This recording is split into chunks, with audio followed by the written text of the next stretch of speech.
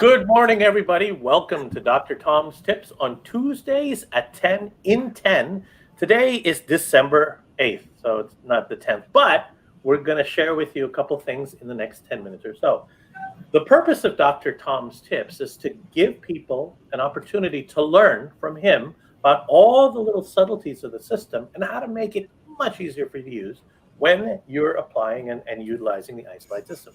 Today's topic is around how to use or tips on using high-speed rotary instruments handpieces with the Isolite and the room there. Good morning, Dr. Hirsch. How are you, sir? Good morning, Rolando. Good morning, everybody. Good to see everybody is out there and surviving this whole COVID thing that's about to hit us again. So Be safe, be careful.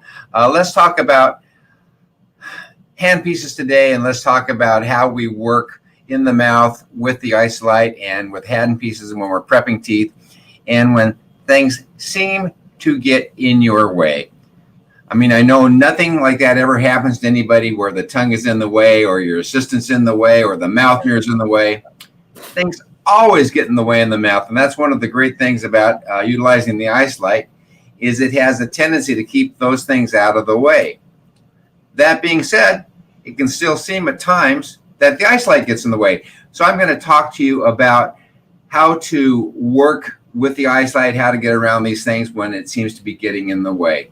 So first of all, first I'm going to talk about is handpieces. Handpieces come in all kinds of different sizes and shapes. Used to be that the only thing way back when was actually high-speed handpiece, air-driven. We have now gone to electric handpieces, motor-driven, if I can get that right. Oh, here we go. So right now, my three handpieces of choice are two electric-driven handpieces on the ends here and the high-speed one in the middle. But look at the difference of the two heads of the high-speed handpiece there and there. You can see that the electric handpiece right here has a much bigger head than my air-driven handpiece.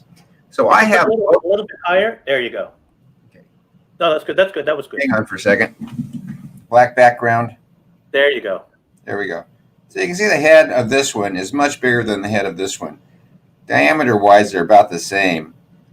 But sometimes, if I'm utilizing this handpiece, the electric handpiece, that's a lot to get in the mouth. Not so much from a vertical aspect when you're working vertically on the teeth. Get a little model here. Let's see, you're prepping a tooth right here. Here, pull it back about in that aspect. Hang on. There you go. And then there you go. Perfect. So not so much when you're prepping a tooth, you go around the tooth. We can focus there. Yeah. Up and down doesn't seem to be so much of a problem. But coming in from the lingual seems to be a problem sometimes where it can be bumping up against the side of the mouthpiece. So here's some tricks on what to do. I'm going to put an Isolite mouthpiece in here. We'll use a little medium mouthpiece.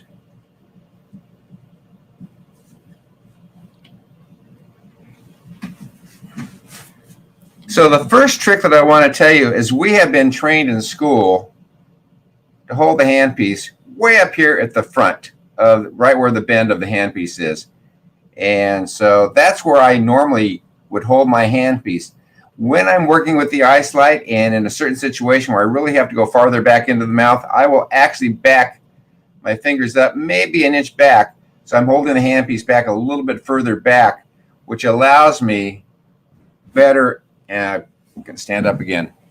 So if this was going to be my normal. Pull it back about 6 inches again. There you go. And go to your right about there. Other way. There you go. Perfect. Yep. So if this is going to be my normal position, get my hands out of the way for a second. Right like this. Sometimes I have to back up a little bit where I'm actually holding it back here. You don't lose any control that way, but it just gives you a little bit better access area into the mouth where your hands are out of the way. And the other thing that I'll do is I will also sometimes, let's change the side of the Isolite.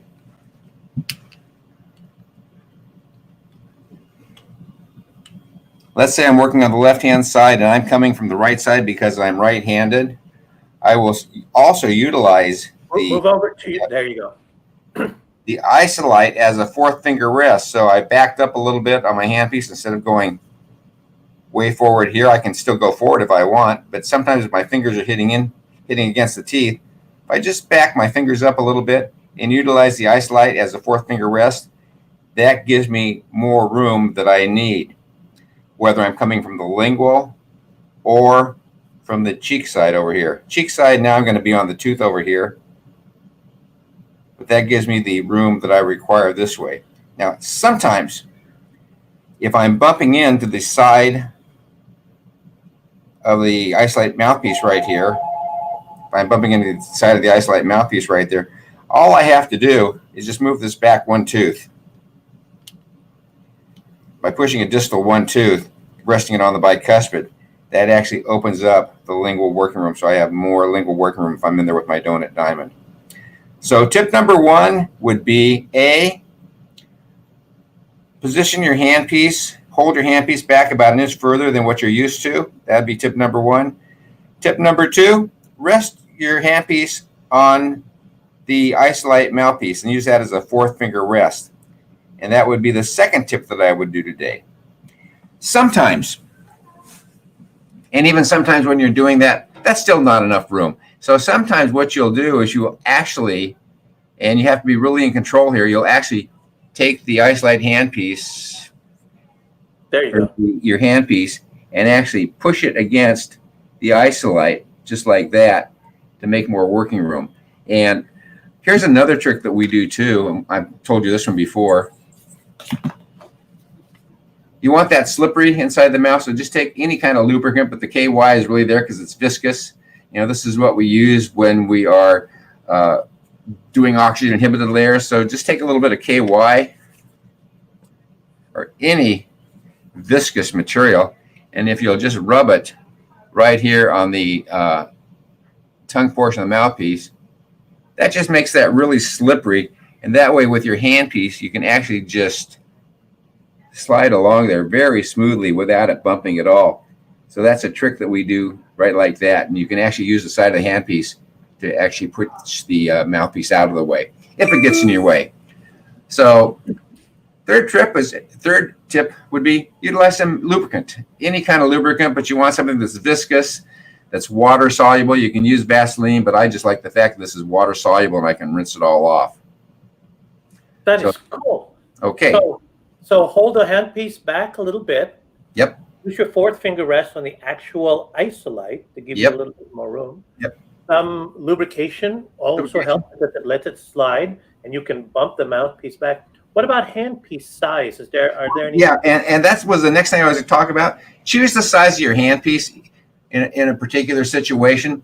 So, you know, even though these electric handpieces are great and they've got great torque, sometimes it's just too big, you know, and you'll find that. So, you know, you've got to have a couple of variety of handpieces. God, I've seen changes over the years. I'll tell you the thing that bugged me the most is when we went to the European design of handpiece where they made the bend back here instead of up here.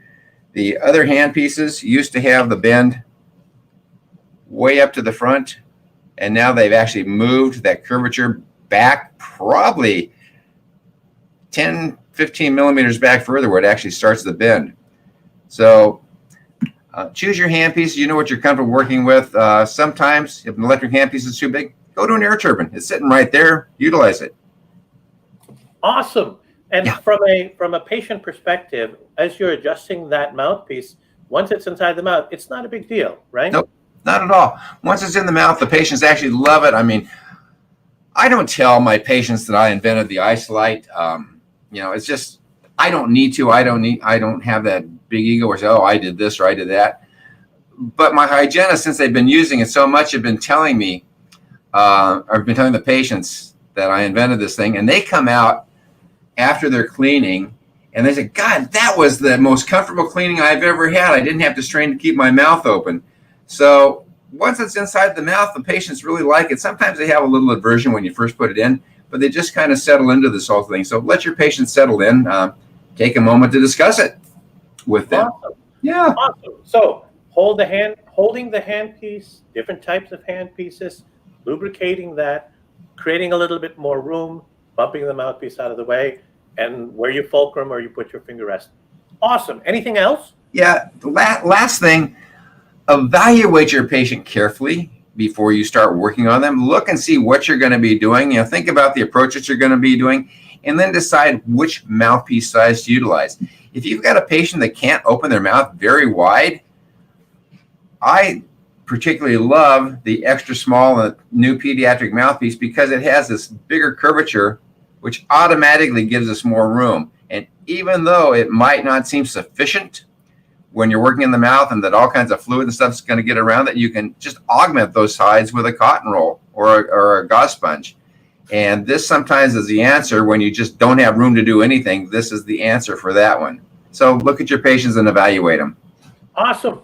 Thank you so much, Dr. Hirsch. Hey, those of you, please, any types of questions, if you have anything you need for Dr. Tom, we're here every Tuesday at 10 minutes. Awesome. Thank you so much. Have a great rest of your week. If you like the content, please share. I got one for you. Here's another one. Right here. Mask syndrome. Little red dot is right there in my notes. Now I've got to get the dermatologist to look at that because I've not had that until we've been wearing all these N95 masks. So watch all this stuff. Awesome. Well, have a great rest of your week. Please be safe. Thanks, everybody. Let us know. Look forward to it. Thank you, Dr. Hirsch. Thank you, everybody. Be safe.